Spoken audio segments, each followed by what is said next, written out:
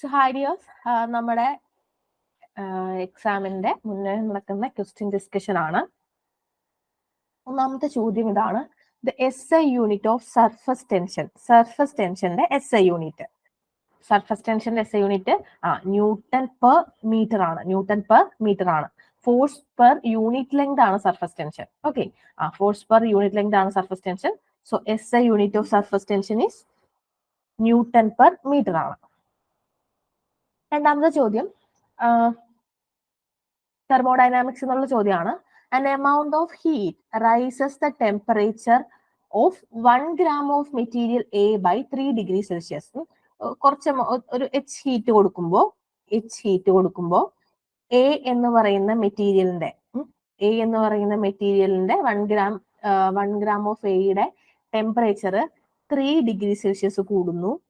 And 1 gram of ബിയുടെ temperature 4 degree Celsius കൂടുന്നു.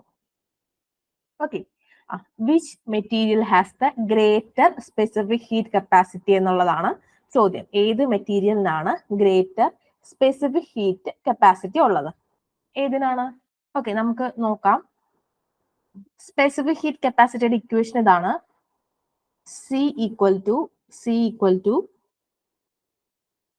കൊടുക്കുന്ന heat Q by M delta T. Okay, Q by M delta T.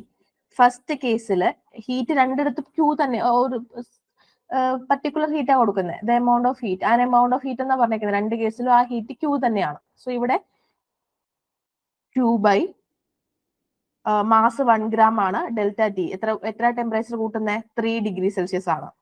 ഇവിടെയോ which is Q by 4 degree Celsius. Okay, അപ്പൊ ആർക്കാ കൂടുതൽ? എക്കാണ് കൂടുതൽ. കാരണം ഡിനോമിനേറ്റർ കുറവാണോ അതിന്റെ വാല്യൂ ആയിരിക്കും സിയുടെ വാല്യൂ കൂടുതൽ. So material a has greater specific heat capacity. Material എക്കാണ് ഗ്രേറ്റർ സ്പെസിഫിക് ഹീറ്റ് കപ്പാസിറ്റി ഉള്ളത്. സ്പെസിഫിക് ഹീറ്റ് കപ്പാസിറ്റിയുടെ ഇക്വേഷൻ ആണ് C equal to Q by M delta T. A magnetic train uses a magnetic field of strength B. ഒരു magnetic ക്രെയിന് B എന്ന magnetic field strength ഉള്ള field ഉപയോഗിച്ചുകൊണ്ട് metal scrap lift ചെയ്യാണ്. Metal സ്ക്രാപ്പിന്റെ mass M ആണ്. അത് ലിഫ്റ്റ് ചെയ്യുന്നത് up to a height H ആണ്. ഓക്കെ, അങ്ങനെയാണെങ്കിൽ the work done by the magnetic field is ആ work done by the magnetic field എത്രയാണെന്നാണ് ചോദിച്ചേക്കുന്നത്. മാഗ്നറ്റിക് ഫീൽഡ് ചെയ്ത വർക്ക് എന്താണ്? ഒരു മാഗ്നറ്റിക് ക്രെയിൻ B സ്ട്രെങ്ത് ഉള്ള മാഗ്നറ്റിക് ഫീൽഡ് കൊടുത്ത് M മാസുള്ള ഒരു മെറ്റൽ സ്ക്രാപ്പ് ലിഫ്റ്റ് ചെയ്യാണ്. ഗ്രൗണ്ടിൽ നിന്ന് H ഹൈറ്റിലേക്ക് ലിഫ്റ്റ് ചെയ്യാണ്. അങ്ങനെയാണെങ്കിൽ the work done by the magnetic field എത്രയാണ് എന്നുള്ളതാണ് ചോദ്യം. എത്രയാണ്? മാഗ്നറ്റിസത്തിലേക്കൊന്നും പോയി തല പുകച്ച് ആലോചിക്കേണ്ട ആവശ്യമില്ല. ജസ്റ്റ് ആലോചിക്കുക. M മാസുള്ള ഒരു ഒബ്ജക്റ്റിനെ H ഹൈറ്റ് പൊക്കാൻ വേണ്ടിയിട്ടുള്ള വർക്ക് ഡൺ, അതിനെ വിളിക്കുന്ന പേരെന്താ? Yes, which is the potential energy അല്ലേ? M മാസ് ഉള്ള ഒരു ഒബ്ജക്റ്റിനെ H ഹൈറ്റിലേക്ക് എത്തിക്കാൻ വേണ്ടിയിട്ട് ചെയ്യേണ്ട work done which is the potential energy, which is mgh. Okay, അവിടെ ആ മാഗ്നറ്റിക് ക്രെയിനും ഫീൽഡ് സ്ട്രെങ്ത് ബിയും എന്നുള്ളതൊക്കെ നമ്മളെ കൺഫ്യൂസ് ആക്കാൻ വേണ്ടി തന്നിട്ടുള്ളതാണ്. Unit of inductance is unit of inductance. ഇൻഡക്റ്റൻസിന്റെ യൂണിറ്റ് എന്താണ് എന്നാണ് ചോദ്യം. ഇൻഡക്റ്റൻസ് എന്ന് പറയുമ്പോൾ ഒരു സോളിനോയിഡിന്റെ ഒരു സർക്യൂട്ടിൽ ഓഫർ ചെയ്യുന്ന റെസിസ്റ്റൻസ് പോലെ റിയാക്ടൻസിനെ കോൺട്രിബ്യൂട്ട് ചെയ്യുന്ന ക്വാണ്ടിറ്റിയാണ് ഇൻഡക്റ്റൻസ്. കപ്പാസിറ്ററിന് നമ്മൾ കപ്പാസിറ്റൻസ് പറയുന്നത് പോലെ റെസിസ്റ്റൻസ് പറയുന്നത് പോലെ ഒരു സോളിനോയിഡ് അല്ലെങ്കിൽ ഒരു കമ്പിച്ചുരുൾ ഒരു സർക്യൂട്ടിൽ പ്രൊവൈഡ് ചെയ്യുന്ന ഫിസിക്കൽ ക്വാണ്ടിറ്റി ആണ് എന്ത്? ഇൻഡക്റ്റൻസ്. ഹെൻറി ആണ് answer. Right answer is henry. Weber is the SI unit of magnetic flux. Magnetic ഫ്ലെക്സിന്റെ യൂണിറ്റ് ആണ് വെബർ. ഹെഡ്സ് ആരുടെ യൂണിറ്റ് ആണ്? ഫ്രീക്വൻസിയുടെ യൂണിറ്റ് ആണ്. Tesla is the unit of magnetic field. Magnetic ഫീൽഡിന്റെ യൂണിറ്റ് ആണ് ടെസ്ല. ഓക്കെ, ഹെൻറി ആണ് ആരുടെ യൂണിറ്റ്? ഇൻഡക്റ്റൻസിന്റെ unit. Inductance. Which of the following is called an acceptor circuit? ഒരു അക്സെപ്റ്റർ, ഇത് കുറച്ച് ഹയർ ലെവൽ ക്വസ്റ്റ്യൻ ആണ്, എന്നാലും നമുക്കത് നമ്മുടെ സിലബസിലുള്ള സാധനമാണ്. അതുകൊണ്ടാണ് അക്സെപ്റ്റർ സർക്യൂട്ട്. എന്തായിരിക്കും? നമ്മുടെ സിലബസിൽ നമുക്ക് പഠിക്കാനുള്ളത് ആരാണ്? സോ ഇതില് സീരീസ് LCR സർക്യൂട്ട് ആണ് അക്സെപ്റ്റർ സർക്യൂട്ട്. എന്താണ്? സീരീസ് LCR സർക്യൂട്ട് ആണ് എന്ത്? Acceptor circuit. നെക്സ്റ്റ് ഒപ്റ്റിക്സിൽ നിന്നുള്ള ക്വസ്റ്റൻ ആണ്. ഇൻ എ റിലേ സ്കാറ്ററിംഗ്, അത് നമ്മൾ പഠിച്ചിട്ടുള്ളതാണ്. In a Rayleigh scattering, the amount of scattered light is amount of scattered light or scattering directly proportional to the square of the wavelength, inversely proportional to the square of wavelength, directly proportional to the fourth power of wavelength, inversely proportional to the fourth power of wavelength. Okay. ലെന്നു ഈ ചോദ്യത്തിന്റെ ഉത്തരാണ് പറഞ്ഞതെന്ന് തോന്നുന്നു. Yes, D ആണ്. Inversely proportional to the fourth power of wavelength. നമ്മളിത് scattering discuss ചെയ്തപ്പോൾ നമ്മുടെ ക്ലാസ്സിൽ ഡിസ്കസ് ചെയ്തിട്ടുള്ളതാണ്. സ്കാറ്ററിംഗ് ഇസ് റേലിയസ് സ്കാറ്ററിംഗിന് scattering is directly proportional to 1/λ⁴ ആണ്. The electric dipole V due to an the electric potential ആണ്. The electric potential V due to an electric dipole varies with distance r from the dipole as. Electric ഡൈപോളിന്റെ പൊട്ടൻഷ്യലും r തമ്മിലുള്ള relation ആണ് ചോദിച്ചേക്കുന്നത്. Proportional ആണോ, inversely proportional ആണോ? Class കണ്ടിട്ടുള്ള ആൾക്കാർക്ക് അറിയാമായിരിക്കും. സാധാരണ ഒരു പോയിന്റ് ചാർജിന്റെ ആണെങ്കിൽ വെറുതെ ഒരു ചാർജ് ഇരിക്കുകയാണ്, ഒരു പ്ലസ് ചാർജ് ഒരു മൈനസ് ചാർജ്. ഒരു പോയിന്റ് ചാർജ് ആണെങ്കിൽ പൊട്ടൻഷ്യൽ എന്ന് പറയുമ്പോൾ 1/4πε0 Q/r ആണ്. r ഡിസ്റ്റൻസ് ഉള്ള ഒരു പോയിന്റിലെ പൊട്ടൻഷ്യൽ 1/4πε0 Q/r ആണ്. പക്ഷെ ഡൈപോളിന്റെ കേസിൽ which is 1/4πε0 P cos theta by r square. P cos theta by r square. So it is proportional to 1/r square. ഇപ്പൊ നമ്മള് പൊട്ടൻഷ്യൽ പോയിന്റ് ചാർജിന്റെ കേസിൽ 1/r ആയിട്ടാണ് വേരി ചെയ്യുന്നത്. അപ്പൊ ഡൈപോളിന്റെ കേസിലോ 1/r² ആയിട്ടാണ് വേരി ചെയ്യുന്നത്. അതുപോലെ ഇലക്ട്രിക് ഫീൽഡ് പോയിന്റ് ചാർജിന്റെ കേസിൽ 1/r² ആയിട്ടാണ് വേരി ചെയ്യുന്നത്. ഡൈപോളിന്റെ കേസിൽ വരുമ്പോൾ അത് 1/r³ ആകും. ഓക്കെ, 1/r³ ആവും. Next question, which of the following quantities do not obey the principle of superposition? ഈ തന്നിരിക്കുന്നതില് പ്രിൻസിപ്പിൾ ഓഫ് സൂപ്പർപൊസിഷൻ ഒബേ ചെയ്യാത്തത്. പ്രിൻസിപ്പിൾ ഓഫ് സൂപ്പർപൊസിഷൻ ഒബേ ചെയ്യാത്തത്. പ്രിൻസിപ്പിൾ ഓഫ് സൂപ്പർപൊസിഷൻ എന്ന് പറഞ്ഞാൽ എന്താ? ഫോർ എക്സാമ്പിൾ, ഇപ്പൊ നമ്മൾ ഫോഴ്സിന്റെ കാര്യം പറയുകയാണെങ്കിൽ ഒരുപാട് ചാർജസ് ഉണ്ടെങ്കിൽ ഈ എല്ലാ ചാർജ് മൂലം ഒരു പർട്ടിക്കുലർ ചാർജിലുള്ള ഫോഴ്സ് കണ്ടുപിടിക്കാൻ ഈ ചാർജസ് ഉണ്ടാക്കുന്ന ഓരോ ചാർജ് ഉണ്ടാക്കുന്ന ഫോഴ്സസ് തമ്മിൽ കൂട്ടി ആഡ് ചെയ്താലും മതി. എല്ലാത്തിന്റെയും കൂടെ വെക്ടർ സം എടുത്താൽ മതി. അതാണ് പ്രിൻസിപ്പിൾ ഓഫ് സൂപ്പർപൊസിഷൻ. ഇവിടെ ഇലക്ട്രോസ്റ്റാറ്റിക് ഫോഴ്സും ഇലക്ട്രോസ്റ്റാറ്റിക് ഫീൽഡും ഇലക്ട്രോസ്റ്റാറ്റിക് പൊട്ടൻഷ്യലും ഇത് മൂന്നും നമ്മൾ പഠിക്കുന്നുണ്ട്. ഇതിന്റെ മൂന്നിന്റെയും പ്രിൻസിപ്പിൾ ഓഫ് സൂപ്പർപൊസിഷൻ നമ്മൾ പഠിക്കുന്നുണ്ട്. ഇവർ മൂന്നുപേരും പ്രിൻസിപ്പിൾ ഓഫ് സൂപ്പർപൊസിഷൻ ഒബേ ചെയ്യും. ഒബേ ചെയ്യാത്ത ആള് ഇലക്ട്രോസ്റ്റാറ്റിക് എനർജി ആണ്. Next question, a conducting sphere, ഒരു conducting sphere carry a charge Q. ഇതിലൊരു Q എന്നൊരു ചാർജ് ഉണ്ട്. The work done to move charge from the point on the surface to a diametrically opposite point is. ഇവിടുന്ന് diametrically opposite ആയിട്ടുള്ള ഈ പോയിന്റിലേക്ക്, okay, ഇവിടുന്ന് diametrically opposite ആയിട്ടുള്ള ഈ പോയിന്റിലേക്ക് ആ ചാർജിനെ കൊണ്ടുപോകുമ്പോൾ ചെയ്യേണ്ട വർക്ക് ഡൺ എത്രയെന്നാണ് ചോദ്യം. വർക്ക് ഡൺ എത്രയെന്നാണ് ചോദ്യം. ആ രണ്ട് പോയിന്റിനെയും പൊട്ടൻഷ്യലിനെ കുറിച്ച് എന്തെങ്കിലും പറയാൻ പറ്റുമോ? ഈ പോയിന്റ്സിന് ഒരു പേര് കൊടുക്കാം. A and this is B. Okay, A and B. ഈ രണ്ട് പോയിന്റിലെയും പൊട്ടൻഷ്യലിനെ കുറിച്ച് എന്തെങ്കിലും പറയാനുണ്ടോ? എങ്ങനെയായിരിക്കും അത്? സെയിം ആയിരിക്കോ, ഡിഫറെന്റ് ആയിരിക്കോ? ഒരു സ്ഫിയറിന്റെ സർഫസിലുള്ള പോയിന്റ്സ് ആണ്. അതായത് ആ സ്ഫിയറിന്റെ സെന്ററിൽ നിന്ന് ആ പോയിന്റ്സിലേക്കുള്ള ഡിസ്റ്റൻസ് ഈക്വൽ ആണ്. അങ്ങനെയാണെങ്കിൽ ആ രണ്ട് പോയിന്റ്സിന്റെ പൊട്ടൻഷ്യൽസ് എങ്ങനെയായിരിക്കും? Potential a and potential b എങ്ങനെയായിരിക്കും? സെയിം ആയിരിക്കോ, ഡിഫറെന്റ് ആയിരിക്കോ? സെയിം ആയിരിക്കും. പൊട്ടൻഷ്യൽ സെയിം ആയിരിക്കും. അതായത് ആ പോയിന്റ്സ് തമ്മിൽ പൊട്ടൻഷ്യൽ ഡിഫറൻസ് ഇല്ല. പൊട്ടൻഷ്യൽ ഡിഫറൻസ് ഇല്ല. ഇപ്പൊ ഇവിടുത്തെ പൊട്ടൻഷ്യൽ 5 ആണെങ്കിൽ ഈ ബിയിലെ പൊട്ടൻഷ്യൽ 5 ആണ്. അപ്പൊ ഡിഫറൻസ് എടുക്കുമ്പോൾ 5 - 5 0 ആണ്. പൊട്ടൻഷ്യൽ ഡിഫറൻസ് ഇല്ല. അപ്പൊ വർക്ക് ഡൺ എത്രയായിരിക്കും? W = QV ആണ്.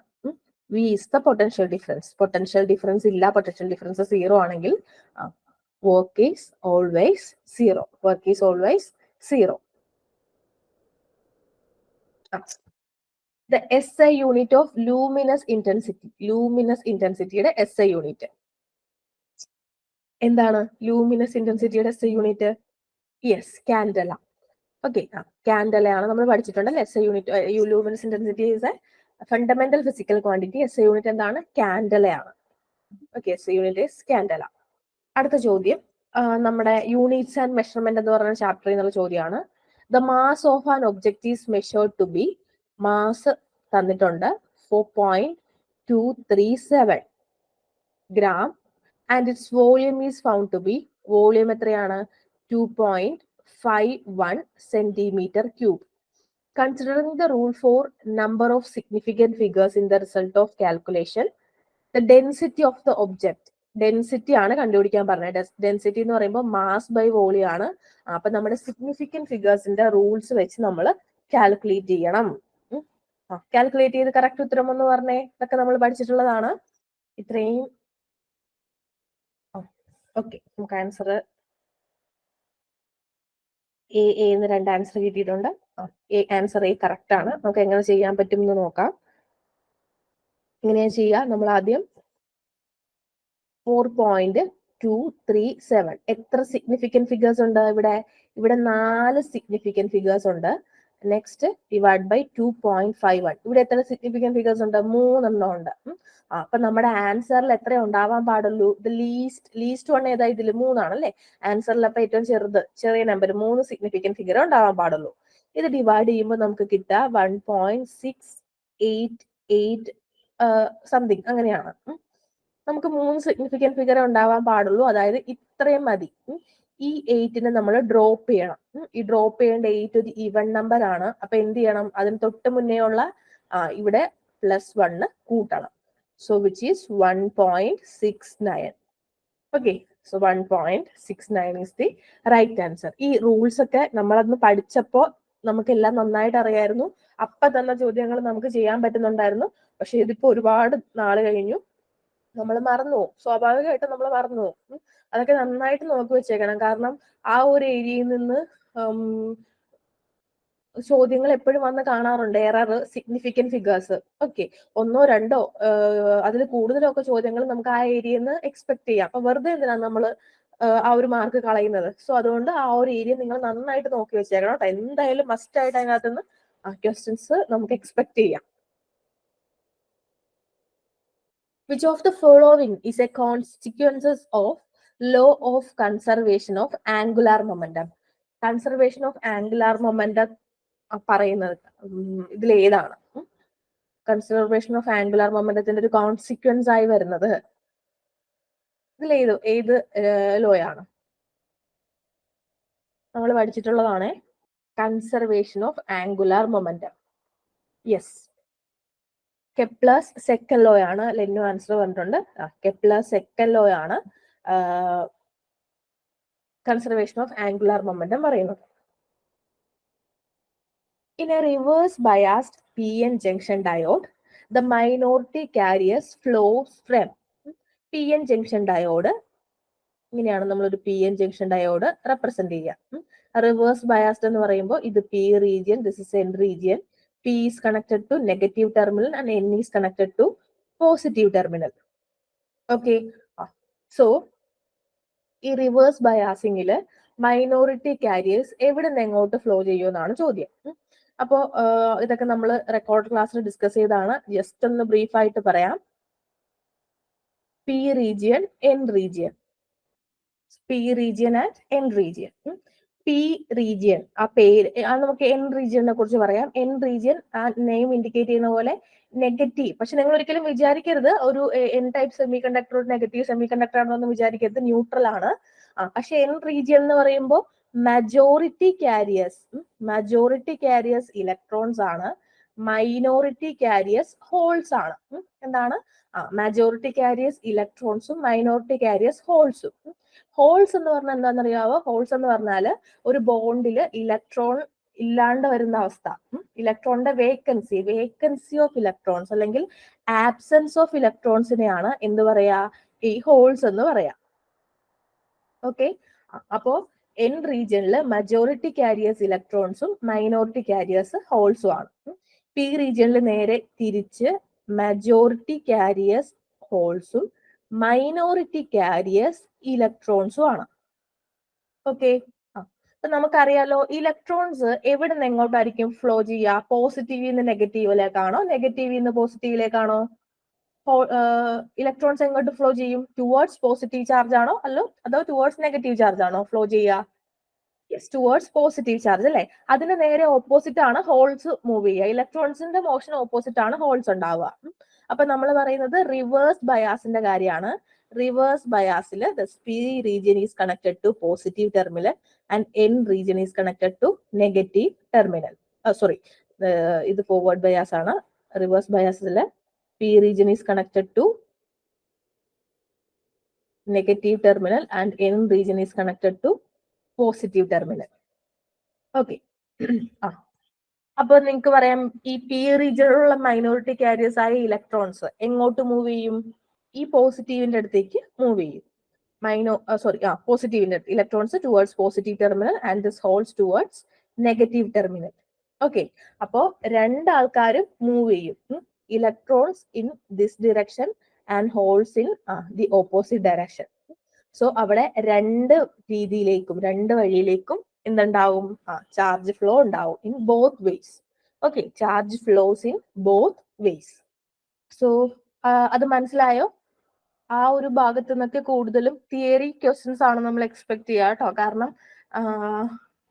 നമുക്ക് അവിടെ നമ്മുടെ ഒരു +2 ലെവലിൽ നിന്നുകൊണ്ട് നമുക്ക് ഒരുപാടെന്നല്ല, നമുക്ക് അവിടെ ഇക്വേഷൻസ് ഇല്ല, പഠിക്കാനില്ല. ഇക്വേഷൻസ് പിന്നെയും വരുന്നത് ട്രാൻസിസ്റ്ററിലാണ്. ട്രാൻസിസ്റ്റർ നമുക്ക് പഠിക്കാനില്ല, നമ്മുടെ സിലബസിലില്ല. സോ നല്ല രീതിയിൽ തിയറി മനസ്സിലാക്കി വെക്കുക. ഓക്കെ, നല്ല രീതിയിൽ തിയറി മനസ്സിലാക്കി വെക്കുക. ഓക്കെ, സോ അടുത്ത ചോദ്യം ഒപ്റ്റിക്സിൽ നിന്നാണ്. ഒപ്റ്റിക്സിലെ യങ്സ് ഡബിൾ സ്ലിറ്റ് എക്സ്പെരിമെന്റ് എന്ന് പറയുന്ന ഒരു ടോപ്പിക്കിൽ നിന്നാണ്. അത് ആക്ച്വലി നമ്മുടെ ആദ്യത്തെ സിലബസിൽ ഉണ്ടായിരുന്നില്ല. ആദ്യത്തെ സിലബസ് എന്ന് വെച്ചാൽ നമ്മൾ പഴയ സിലബസ് വെച്ചാൽ പഠിച്ചതിലുണ്ടായിരുന്നില്ല. ആൻഡ് ഇപ്പോഴത്തെ സിലബസിൽ ആഡ് ചെയ്തിട്ടുള്ള ടോപ്പിക്കാണ് യങ്സ് ഡബിൾ സ്ലിറ്റ് എക്സ്പെരിമെന്റ്. ഇതിന്റെയും വീഡിയോ കൊടുത്തിട്ടുണ്ട്. അപ്പോൾ നിങ്ങൾക്ക് കണ്ടിട്ടില്ലെങ്കിൽ നിങ്ങൾക്ക് ഉടനെ കിട്ടുമായിരിക്കും. ജസ്റ്റ് ഇവിടെ ചോദിച്ചേക്കുന്നത് ഫ്രിഞ്ച് വിഡ്ത്തിനെ കുറിച്ചാണ്. അപ്പൊ എന്താണ് ഫ്രിഞ്ച് വിഡ്ത്ത് എന്ന്? Okay, Young's double slit experiment interference എന്ന് പറയുന്ന എന്താണ്? ഇന്റർഫെറൻസ് എന്ന് പറയുന്ന ഒരു ഫിനോമിനുമായിട്ട് റിലേറ്റ് ചെയ്തിട്ടുള്ളതാണ്. ഇവിടെ എന്താ സംഭവിക്കുന്നതെന്ന് വെച്ചാൽ രണ്ട് ലൈറ്റ് സോഴ്സസ്, ഇത് S1 എന്നും ഇതിനെ S2 എന്നും വിളിച്ചു. ഈ ലൈറ്റ് സോഴ്സസ് കൊഹറന്റ് ആയിരിക്കണം എന്ന് വെച്ചാൽ അവരുടെ രണ്ടുപേരുടെ ഫ്രീക്വൻസി ഒന്നായിരിക്കണം. അവർ എമിറ്റ് ചെയ്യുന്ന ലൈറ്റ്സിൽ ഫേസ് ഡിഫറൻസ് ഉണ്ടാവരുത്, അല്ലെങ്കിൽ ഫേസ് ഡിഫറൻസ് കോൺസ്റ്റന്റ് ആയിരിക്കണം. ഓക്കെ, അപ്പോ ഈ S1 എന്ന സ്ലിറ്റിൽ നിന്നും S2 എന്ന സ്ലിറ്റിൽ നിന്നും നമുക്ക് എന്ത് വരുന്നുണ്ട്? ലൈറ്റ്സ് വരുന്നുണ്ട്. ആ ലൈറ്റ്സ് കൊഹറന്റ് ആണ്. കൊഹറന്റ് എന്ന് വെച്ചാൽ എന്താണ്? സെയിം ഫ്രീക്വൻസി ആണ് ആൻഡ്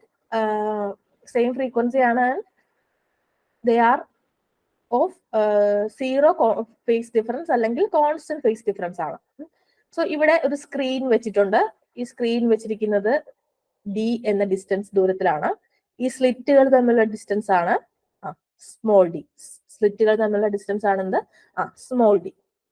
ഓക്കെ, അപ്പോ ഈ ലൈറ്റ് വേവ്സ് ഇങ്ങനെ പോകുമ്പോ ഇങ്ങനെ പോകുന്ന ലൈറ്റ് വേവ്സിന് ഇന്റർഫിയർ ചെയ്യാം, അവർ തമ്മിൽ സൂപ്പർ ഇമ്പോസ് ചെയ്യാം. സോ ലൈറ്റ് വേവ്സ് ഇങ്ങനെ പല ഡയറക്ഷനിൽ പോകുമല്ലോ. ഇവിടെ സൂപ്പർ പൊസിഷൻ നടക്കാം, ഇനി ഇവിടെ സൂപ്പർ പൊസിഷൻ നടക്കാം. ഓക്കെ, ഇങ്ങനെ ലൈറ്റ് വേവ്സ് തമ്മിൽ സൂപ്പർ ഇമ്പോസ് ചെയ്യും. സൂപ്പർ ഇമ്പോസ് ചെയ്യുമ്പോ അവിടെ ആ ലൈറ്റ് വേവ്സിന്റെ ഈ ക്രസ്റ്റ് ഉണ്ടല്ലോ, ഈ ക്രസ്റ്റും കൂടെ സൂപ്പർ ഇമ്പോസ് ചെയ്യുമ്പോൾ അവിടെ എന്ത് സംഭവിക്കും? ആംപ്ലിറ്റ്യൂഡ് കൂടി വരും. ഇനി ക്രസ്റ്റും ട്രഫും തമ്മിലാണ് സൂപ്പർ ഇമ്പോസ് ചെയ്യുന്നതെങ്കിലോ അവിടെ നമുക്ക് വേവ് ഒന്നും കിട്ടത്തില്ല, അവിടെ ഡാർക്ക്നെസ് ആയിരിക്കും. എന്തായിരിക്കും? ഡാർക്ക്നെസ് ആയിരിക്കും. ഓക്കെ, അതായത് രണ്ട് ലൈറ്റ് തമ്മിൽ സൂപ്പർ ഇമ്പോസ് ചെയ്യുമ്പോൾ നമുക്ക് ബ്രൈറ്റും ഡാർക്കും റീജിയൻസ് കിട്ടും. സോ നമുക്ക് ഈ സ്ക്രീനിൽ കിട്ടുന്ന അങ്ങനെ സൂപ്പർ ഇമ്പോസ് ചെയ്യുന്നതിന്റെ ഫലമായിട്ട് നമുക്ക് കിട്ടുന്ന പാറ്റേൺ ആണ് ഈ ഫിഗറിൽ കാണിച്ചിരിക്കുന്നത്. ഓക്കെ, സോ ഇവിടെ ബ്രൈറ്റ് ആയിട്ടുള്ള റീജിയൻ ഉണ്ട്, ഡാർക്ക് ആയിട്ടുള്ള റീജിയൻ ഉണ്ട്, ദെൻ ബ്രൈറ്റ് ഡാർക്ക് അങ്ങനെയാണ് പോകുന്നത്. സോ ഈ ബ്രൈറ്റ് ആയിട്ടുള്ള റീജിയന്റെ വിഡ്ത്ത് അല്ലെങ്കിൽ ഈ ഡാർക്ക് ആയിട്ടുള്ള റീജിയന്റെ വിഡ്ത്ത് ഒരു ഇന്റർഫറൻസ് പാറ്റേണിൽ ഇത് രണ്ടും സെയിം ആയിരിക്കും. ബ്രൈറ്റ് ഫ്രിഞ്ചിന് എത്രയാണോ വിഡ്ത്ത് അത് തന്നെയാണ് ഡാർക്ക് ഫ്രിഞ്ചിന്റെയും വിഡ്ത്ത്. ഓക്കെ, അതിനെയാണ് എന്ത് വിളിക്കുന്നത്? ഫ്രിഞ്ച് വിഡ്ത്ത് എന്ന് വിളിക്കുന്നത്. സോ ഫ്രിഞ്ച് വിഡ്ത്തിന്റെ ഇക്വേഷൻ ഇതാണ്: beta equal to lambda capital D by small d. Beta equal to lambda capital D by small d. ഈ ക്യാപിറ്റൽ ഡി എന്താണ്? Distance between slit and screen. സ്ലിറ്റും സ്ക്രീനും തമ്മിലുള്ള ഡിസ്റ്റൻസ് ആണ്. സ്മോൾ ഡി എന്ന് പറഞ്ഞാൽ എന്താണ്? Distance between two slits. രണ്ട് സ്ലിറ്റ്സുകൾ തമ്മിലുള്ള ഡിസ്റ്റൻസ് ആണ്. അപ്പൊ നമുക്ക് നമ്മുടെ ചോദ്യത്തിലേക്ക് നോക്കാം. In a double slit experiment, the fringe width is found to be beta for red light. Red ലൈറ്റിന്റെ ഫ്രിഞ്ച് വിഡ്ത്ത് ബീറ്റ ആണ്. അപ്പൊ ഞാൻ വേണമെങ്കിൽ ഇത് റെഡ് ലൈറ്റിന്റെ ആണെന്ന് കാണിക്കാൻ ലാംഡ ആർ കൊടുത്തു. If the distance between the slit is doubled, സ്ലിറ്റുകൾ തമ്മിലുള്ള ഡിസ്റ്റൻസ് ഡബിൾ ചെയ്തു ആൻഡ് ബ്ലൂ ലൈറ്റ് ഉപയോഗിച്ചു. സ്ലിറ്റുകൾ തമ്മിലുള്ള ഡിസ്റ്റൻസ് ഡബിൾ ചെയ്തു ആൻഡ് ബ്ലൂ ലൈറ്റ് ഉപയോഗിച്ചു. അങ്ങനെയാണെങ്കിൽ ഈ ബീറ്റയുടെ വാല്യൂന് എന്ത് സംഭവിക്കും എന്നാണ് നമുക്ക് നോക്കേണ്ടത്. കാരണം ഇവിടെ നമുക്ക് ഓരോ ചേഞ്ച് ആയിട്ട് നോക്കാം. ഡി 2D ആയി. ഓക്കെ, ഡി എന്തായി? 2D ആയി. റെഡ് ലൈറ്റ് മാറി ബ്ലൂ ലൈറ്റ് ആയി. ആർക്കാ വേവ് ലെങ്ത് കൂടുതൽ? റെഡിന്. റെഡിനാണ് വേവ് ലെങ്ത് കൂടുതൽ. അപ്പൊ ഇവിടെ വേവ് ലെങ്ത് കുറയുമ്പോ ബ്ലൂ ഉപയോഗിച്ചപ്പോ വേവ് ലെങ്ത് കുറഞ്ഞു, അപ്പൊ ബീറ്റ കുറയും. ഡിസ്റ്റൻസ് ഡബിൾ ആക്കിയപ്പോ അപ്പോഴും ബീറ്റ കുറയും. സോ ബീറ്റയ്ക്ക് എന്ത് സംഭവിക്കും? Beta decreases. Okay, beta decreases. ഈ ഇന്റർഫെറൻസ് എന്ന് പറയുന്ന ഫിനോമിന ഇമ്പോർട്ടന്റ് ആണ്. നമ്മുടെ പീകോക്കിന്റെ ഫെദേഴ്സിനും ബട്ടർഫ്ലൈക്കും ഒക്കെ നമ്മൾ കാണുന്ന കളേഴ്സ് ആക്ച്വലി അത് പിഗ്മെന്റഡ് അല്ല. അതിന് ആ കളർ ഇപ്പൊ നമുക്ക് ഒരു ഫ്രൂട്ടിനോ ലീഫിനോ ഒക്കെ ഗ്രീനും പല കളേഴ്സും ഉള്ളതുപോലെ അല്ല ഈ ബട്ടർഫ്ലൈക്കും നമ്മുടെ പീകോക്ക് ഫെദറിനും ഒക്കെ കളർ വരുന്നത്, which is due to the phenomenon of interference. Interference എന്ന ഫിനോമിനൻ മൂലം നമുക്ക് ആ കളേഴ്സ് ആയിട്ട് അങ്ങനെ തോന്നുന്നതാണ് ആക്ച്വലി. ഓക്കെ, അത് ആ പിഗ്മെന്റേഷൻ അല്ല മയിൽപീലിയിലും ബട്ടർഫ്ലൈസിലൊക്കെ ഉള്ളത്. അതുപോലെ തന്നെ വെള്ളത്തിലൊക്കെ, റോഡിലൊക്കെ വെള്ളത്തിലൊക്കെ ഈ പെട്രോളോ എന്തെങ്കിലും കൈൻഡ് ഓഫ് ഓയിലൊക്കെ വീണ് കിടപ്പുണ്ടെങ്കിൽ നമുക്ക് ഇങ്ങനെ മൾട്ടി കളേഴ്സ് കാണാൻ പറ്റത്തില്ലേ? മൾട്ടി കളേഴ്സിന്റെ ഒരു തിൻ ലെയർ, ഒരു പാട പോലെ കാണില്ലേ? അത് ഇന്റർഫെറൻസ് എന്ന ഫിനോമിന മൂലമാണ്. പിന്നെ സോപ്പ് ബബിള്, നമ്മള് സോപ്പ് ബബിളൊക്കെ ഉണ്ടാക്കി ഇങ്ങനെ ഊതി പറപ്പിച്ച് വിടുമ്പോ അതിലും പല കളേഴ്സ് കാണത്തില്ലേ? അതിനും കാരണം എന്താണ്? ഈ ഇന്റർഫെറൻസ് എന്ന ഫിനോമിനൻ ആണ്. അപ്പൊ അത് ഓർത്തിരുന്നോളൂ, കാരണം ഇങ്ങനെയൊക്കെ ചോദിക്കാം. The colours in peacock is due to the phenomenon of. നമുക്ക് കുറച്ച് ഫിനോമിനാസ് തരും. Okay, the refractive index for a material is √3. ഒരു മെറ്റീരിയലിന്റെ റിഫ്രാക്റ്റീവ് ഇൻഡെക്സ് √3 ആണ്. When a block of metal is placed in air, the refractive okay, ക്വസ്റ്റ്യനിൽ എന്തോ ഒരു mistake ഉണ്ടോ ഒന്ന് ചെക്ക് ചെയ്തോട്ടെ. ഓക്കെ, ഇവിടെ റിഫ്രാക്റ്റീവ് ഇൻഡെക്സ് അല്ല, ബ്രൂസ്റ്റേഴ്സ് ആംഗിൾ ആണ്. ഇതാണ് ബ്രൂസ്റ്റേഴ്സ് ആംഗിൾ. ഓക്കെ, ഒരു മെറ്റീരിയലിന്റെ റിഫ്രാക്റ്റീവ് ഇൻഡെക്സ് √3 ആണ്. അങ്ങനെയാണെങ്കിൽ അതിന്റെ ബ്രൂസ്റ്റേഴ്സ് ആംഗിൾ എത്രയാണെന്നാണ് ചോദ്യം. ഇതും ഒപ്റ്റിക്സിലെ പോളറൈസേഷൻ എന്ന് പറഞ്ഞിട്ടുള്ള പുതുതായിട്ട് ആഡ് ചെയ്തിട്ടുള്ള ടോപ്പിക്കിൽ ഉള്ളതാണ്. വീഡിയോയിൽ ഡിസ്കസ് ചെയ്തിട്ടുണ്ട്, 2 പ്രോബ്ലവും ഡിസ്കസ് ചെയ്തിട്ടുണ്ട്. അപ്പൊ നിങ്ങൾ അത് ഒന്ന് മസ്റ്റ് ആയിട്ട് ആ പോർഷൻ ഒന്ന് കാണുക കേട്ടോ. ഇവിടെ ഇത്രയേ ഉള്ളൂ. ഒരു ട്രാൻസ്പെറന്റ് സർഫസ്. എന്താണ് ഒരു ട്രാൻസ്പെറന്റ് സർഫസ്. ഈ ട്രാൻസ്പെറന്റ് സർഫസിൽ ഒരു ലൈറ്റ് ഇൻസൈഡ് ചെയ്യാണ്. എന്താണ് ലൈറ്റ് ഇൻസൈഡ് ചെയ്യാണ്. ഈ ലൈറ്റിലുള്ള വൈബ്രേഷൻസ് പല ഡയറക്ഷനിൽ ഉണ്ടാവും. ഇതാണ് പല ഡയറക്ഷനിൽ വൈബ്രേഷൻ ഉണ്ടാവും. ഇപ്പൊ ഞാൻ ഫോർ എക്സാമ്പിൾ ഞാൻ പാരലൽ വൈബ്രേഷന് ഇങ്ങനെയും പെർപെൻഡിക്കുലർ വൈബ്രേഷൻ ഞാൻ ഈ ഡോട്ട് ഇട്ട് കാണിക്കുകയാണ്. There are parallel and perpendicular vibrations in A light. അങ്ങനെ ഇങ്ങനെ ഈ പാരലൽ പെർപെൻഡിക്കുലർ മാത്രമാണോന്ന് ഒരു നിർബന്ധമില്ല കേട്ടോ. പല ഡയറക്ഷനിൽ വൈബ്രേഷൻ ഉണ്ട്. സോ ഇങ്ങനെ പല ഡയറക്ഷനിൽ പാർട്ടിക്കിൾസ് വൈബ്രേറ്റ് ചെയ്യുന്ന ലൈറ്റിനെ നമ്മൾ പറയും അൺപോളറൈസ്ഡ് ലൈറ്റ്. ഇത് പറയും അൺപോളറൈസ്ഡ് ലൈറ്റ് എന്ന് പറയും. ഓക്കെ, അൺപോളറൈസ്ഡ് ലൈറ്റ് എന്ന് പറയും. ഈ ലൈറ്റ് ഒരു പർട്ടിക്കുലർ ആംഗിളിൽ ഇൻസൈഡ് ചെയ്യുമ്പോൾ കുറച്ച് ഭാഗം, ഇത് ട്രാൻസ്പെറന്റ് മെറ്റീരിയൽ ആണ്, അപ്പൊ കുറച്ച് ഭാഗം റിഫ്ലക്ട് ചെയ്യും, കുറച്ച് ഭാഗം ട്രാൻസ്മിറ്റ് ചെയ്യും. ഓക്കെ, അപ്പൊ ഈ റിഫ്ലക്ട് ചെയ്യുന്ന പോകുന്ന ലൈറ്റിന്റെ പ്രത്യേകത അത് കംപ്ലീറ്റ്ലി പോളറൈസ്ഡ് ആയിരിക്കും. പോളറൈസ്ഡ് എന്ന് പറഞ്ഞാൽ ഏതെങ്കിലും ഒരൊറ്റ ഡയറക്ഷനിൽ മാത്രമേ വൈബ്രേഷൻ ഉണ്ടാവുള്ളൂ. അപ്പോൾ ഈ പർട്ടിക്കുലർ ആംഗിൾ ഇൻസൈഡ് ചെയ്യുമ്പോഴാണ് അങ്ങനെ കംപ്ലീറ്റ്ലി പോളറൈസ്ഡ് ആവുന്നത്. ആ ആംഗിളിനെ വിളിക്കുന്ന പേരാണ് ആംഗിൾ ഓഫ് പോളറൈസേഷൻ അല്ലെങ്കിൽ ബ്രൂസ്റ്റേഴ്സ് ആംഗിൾ. എന്താണ് ഈ IP എന്ന് പറയുന്ന ആംഗിളിനെ വിളിക്കുന്ന പേരാണ് ആംഗിൾ ഓഫ് പോളറൈസേഷൻ അല്ലെങ്കിൽ ബ്രൂസ്റ്റേഴ്സ് ആംഗിൾ. ഓക്കെ, സോ ഈ മെറ്റീരിയലിന്റെ റിഫ്രാക്റ്റീവ് ഇൻഡെക്സ്, ഈ ലൈറ്റ് വന്ന് ഇൻസൈഡ് ചെയ്ത് ഈ മെറ്റീരിയലിന്റെ റിഫ്രാക്റ്റീവ് ഇൻഡെക്സ് mu ആണെങ്കിൽ tan IP equal to mu. ഇതാണ് Brewster's law. This is what Brewster's law is. ഇതാണ് ബ്രൂസ്റ്റേഴ്സ് ലോ. സോ ഇവിടെ ഒരു കാര്യം കൂടി ഉണ്ട്. ഇത് റിഫ്ലക്റ്റഡ് ലൈറ്റ് ആണ്, ഇത് റിഫ്രാക്റ്റഡ് ലൈറ്റ് ആണ്. ഇവർ തമ്മിലുള്ള ആംഗിൾ 90 ഡിഗ്രി ആയിരിക്കും. ഈ ആംഗിൾ എത്ര ആയിരിക്കും? 90 ഡിഗ്രി ആയിരിക്കും. ഓക്കെ, സോ ഇതാണ് ഇപ്പൊ നമ്മൾ ഈ പറഞ്ഞതാണ് ബ്രൂസ്റ്റേഴ്സ് ലോ. എന്താണ് ബ്രൂസ്റ്റേഴ്സ് ലോ? ഓക്കെ, അപ്പൊ tan IP equal to mu അതാണ് ബ്രൂസ്റ്റേഴ്സ് ലോ. അപ്പൊ നമുക്ക് IP ആണ് കണ്ടുപിടിക്കേണ്ടത്. tan IP equal to mu, അതായത് tan IP ഈക്വൽ, ഇത് ആംഗിളിന്റെ tan ആണ് √3, 60. So 60 is the answer. 60 degree is the answer. So this is Brewster's law. Okay, thank you.